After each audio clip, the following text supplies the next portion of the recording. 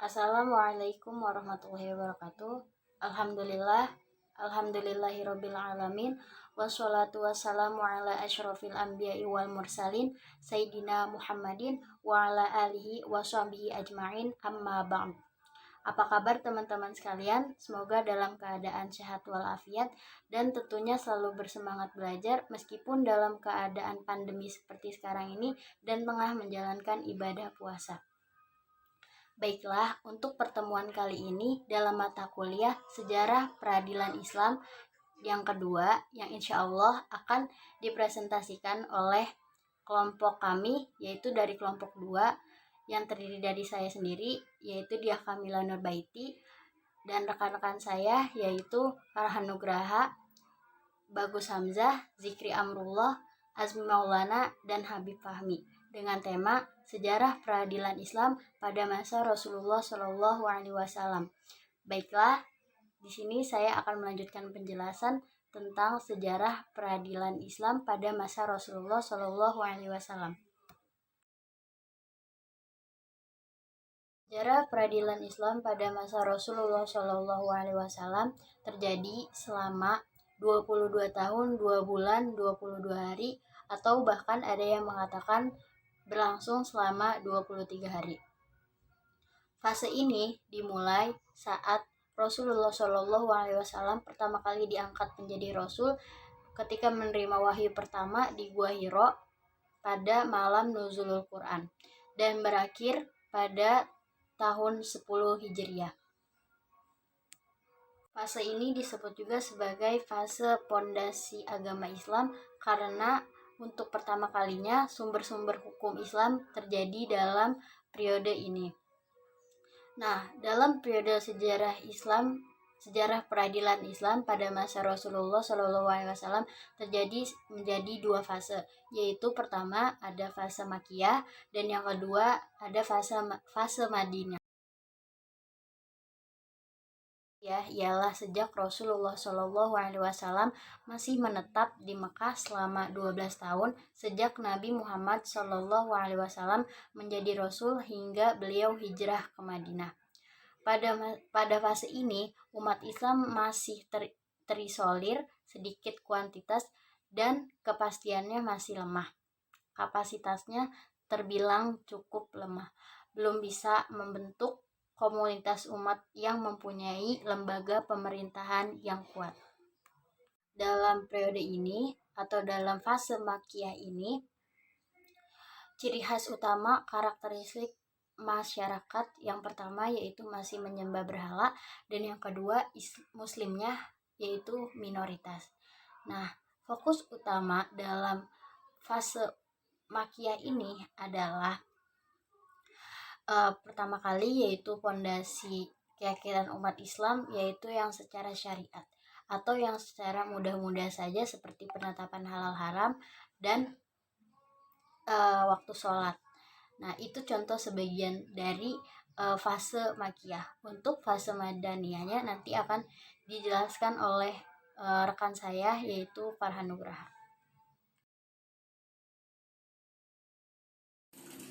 Fase kedua adalah fase Madaniyah, yakni sejak Rasulullah SAW hijrah dari Makkah ke Madinah hingga wafat tahun 11 Hijriah atau 632 Masehi.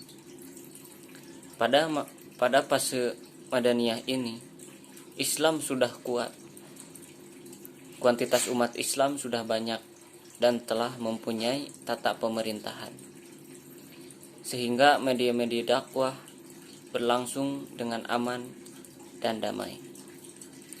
Di Madinah disyariatkanlah berupa hukum-hukum pernikahan, perceraian, warisan, perjanjian, hutang piutang, kepidanaan, dan lain-lain. Dengan demikian, pada surah-surah Madaniyah ini di dalam Al-Quran banyak membuat ayat-ayat pembahasan tentang hukum.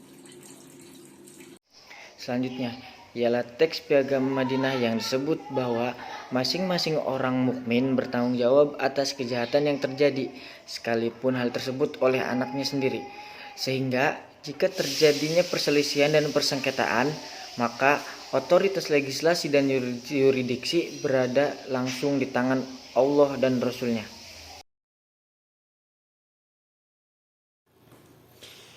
Baik, di sini saya akan melanjutkan materi selanjutnya, yakni kewenangan peradilan Islam pada masa Rasulullah Shallallahu Alaihi Wasallam. Ketika itu otoritas hanya dimiliki oleh Rasulullah Shallallahu Alaihi Wasallam. Maka hukum-hukum yang ada, kemudian penjelasan-penjelasan dari wahyu yang diturunkan oleh Allah itu melalui Rasulullah Shallallahu Alaihi Wasallam langsung. Maka hal ini ditegaskan pada Quran Surah An-Nisa ayat 65 yang berbunyi, maka demi Tuhanmu mereka tidak beriman sebelum mereka menjadikan engkau, yakni Nabi Muhammad, sebagai hakim dalam perkara yang mereka perselisihkan atau sengketa-sengketa yang ada. Nah, sehingga ayat selanjutnya itu berbunyi, kemudian tidak ada rasa keberatan dalam hati mereka terhadap putusan yang engkau berikan dan mereka menerima dengan sepenuhnya. Nah, di sini sudah jelas bahwasannya pada ayat ini dijelaskan perkara-perkara yang menjadi perselisihan di masa Rasulullah SAW itu dijadikan sebagai landasan apa yang diberikan oleh Rasulullah SAW ketika itu. Nah, kemudian adapun kitab pedoman pada waktu itu sebagai sumber hukum peradilan ada dua, yakni Al-Quran dan ijtihad Rasulullah SAW. Nah, ijtihad ini biasanya untuk menjelaskan hukum-hukum yang telah turun atau wahyu yang telah turun ketika itu untuk diimplementasikan atau lebih jelas lagi. Nah, maka ketika terjadi perselisihan ataupun ada peristiwa atau ada pernyataan atau pertanyaan atau permintaan sebuah fatwa, maka Allah menurunkan wahyu kepada Rasulullah SAW. Nah, jika ada masalah ataupun memerlukan ketetapan hukum, nah kemudian tidak turunnya wahyu ketika itu, maka Rasulullah SAW ini berijtihad untuk menetapkan hukum ketika itu. Nah, dan menjawab pertanyaan-pertanyaan ataupun memenuhi permintaan fatwa hukum. Nah, kemudian ada salah satu contoh ijtihad Nabi. Nah, dari Abdullah bin Rafi berkata, saya telah mendengar Ummu Salamah dari Nabi SAW dengan hadis ini dan berkata, kami menghadap kepada Rasulullah perkara atau menanyakan perkara kewarisan dan berkata, sesungguhnya aku telah memutuskan perkara di antara kamu dengan pendapat atau analisis Rasulullah terhadap apa yang belum diturunkan atau diwahyukan kepadaku. Ataupun ada salah satu contoh ketika Rasulullah SAW mengajarkan berijtihad kepada Umar bin Khattab.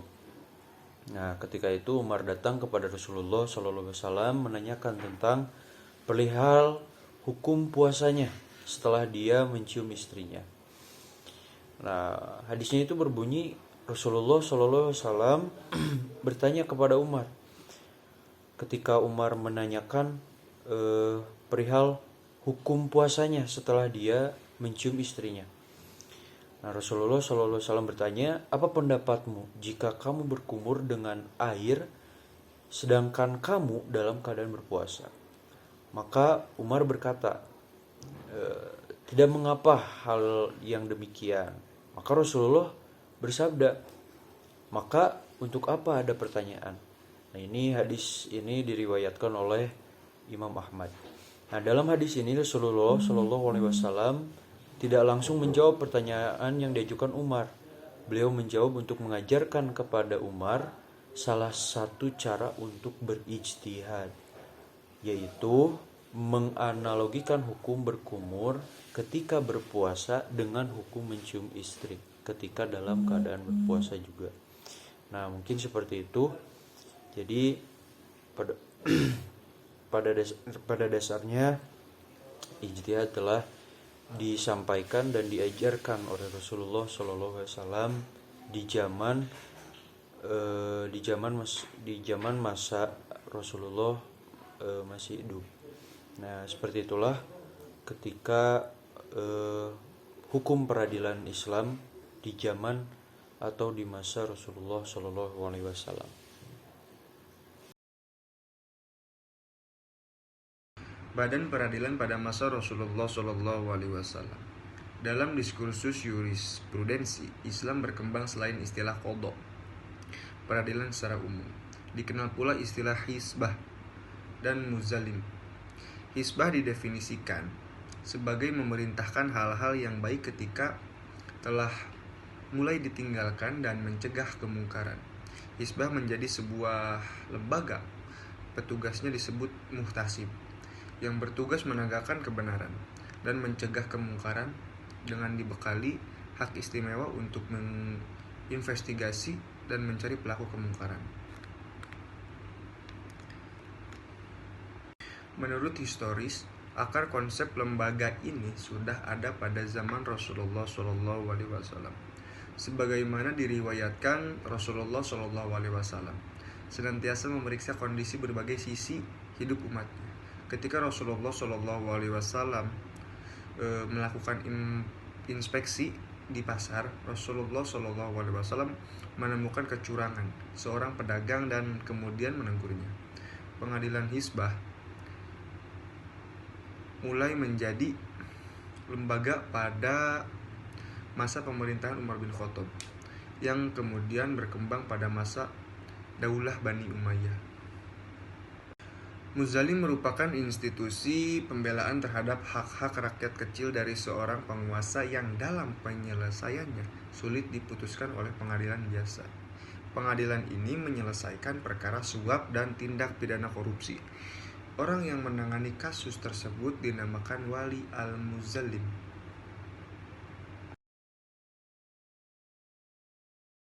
Assalamualaikum warahmatullahi wabarakatuh. Di sini saya akan melanjutkan materi yang tadi disampaikan oleh teman saya, yaitu tentang peradilan di masa Rasulullah Shallallahu Alaihi Wasallam.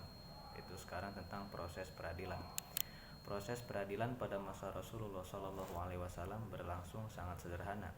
Jika ada suatu permasalahan, maka segera datang kepada Rasulullah Shallallahu Alaihi Wasallam untuk meminta putusan tanpa harus menunggu waktu tertentu maupun mencari tempat tertentu pula. Bahkan kebanyakan dari putusan-putusan yang dilakukan oleh Rasulullah lebih bersifat fatwa dengan model tanya jawab dibandingkan dengan proses pengadilan yang dipahami saat ini. Selanjutnya, syarat hakim. Pendelegasian tugas yudikatif dilaksanakan dalam 3 bentuk. Pertama, Rasulullah SAW mengutus sahabatnya menjadi penguasa di daerah tertentu, sekaligus memberi wewenang bertindak sebagai hakim untuk mengadili sengketa di antara warga masyarakat. Kedua, Rasulullah menugaskan sahabat untuk bertindak sebagai hakim guna menyelesaikan masalah tertentu. Penugasan ini biasanya dilaksanakan atas perkara tertentu saja. Ketiga, Rasulullah terkadang menugaskan seorang sahabat dengan didampingi sahabat yang lain untuk menyelesaikan suatu masalah tertentu dalam suatu daerah. Di antara sahabat tersebut adalah misal Mu'ad bin Jabal radhiyallahu an yang ditunjuk menjalankan kekuasaan pemerintahan dan peradilan di Yaman, dan Attab bin Asid yang menjadi hakim di Mekah.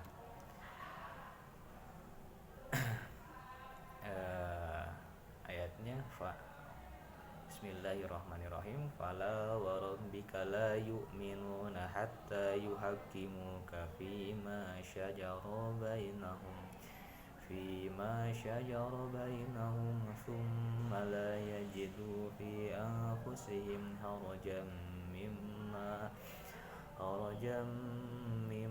ma qadaita wa yusallimu taslima. Artinya, maka dari Tuhanmu mereka itu hakikatnya tidak beriman, sehingga mereka mau menjadikan kamu sebagai hakim terhadap perkara yang mereka perselisihkan. Kemudian mereka tidak merasa dalam hati mereka sesuatu keberatan terhadap keputusan yang kamu berikan, dan mereka menerima dengan sepenuhnya. Sekian. Assalamualaikum warahmatullahi wabarakatuh.